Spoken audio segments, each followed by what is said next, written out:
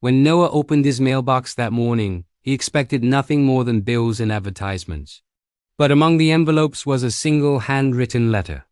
The handwriting froze him in place. It was his father's. Noah hadn't seen his father in 7 years. They didn't part because of hate. They parted because of pride. Noah wanted to move to the UK to build a life of his own. His father wanted him to stay, take over the family business, live a safe life. The argument that night changed everything.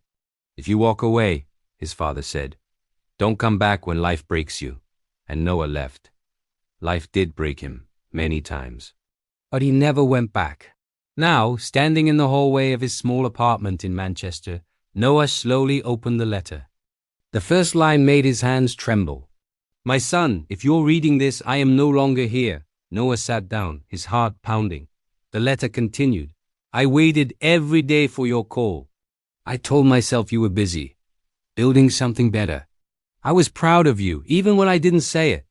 Tears blurred the words. His father wrote about the shop, how quiet it had become. How every customer reminded him of the boy who once swept the floor and dreamed out loud. "I was afraid," the letter said. "Afraid you would fail. Afraid the world would be cruel to you. I thought controlling you was protecting you." Noah covered his face and cried.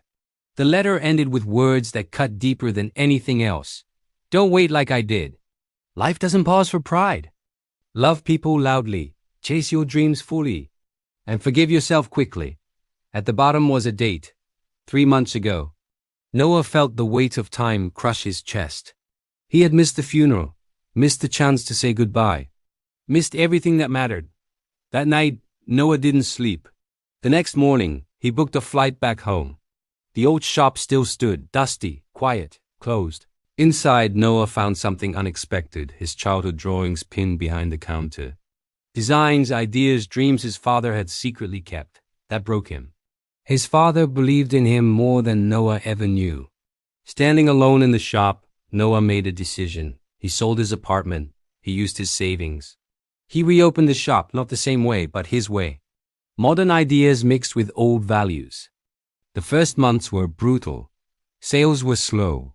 Doubt returned. But every time Noah felt like quitting, he remembered the letter. Don't wait. 1 year later, the shop became a success. Not just profitable, but meaningful. A place where people connected. A place built on forgiveness and courage. On the anniversary of his father's passing, Noah placed the letter in a frame behind the counter. He whispered softly, "I didn't wait." And for the first time in years, peace filled the room.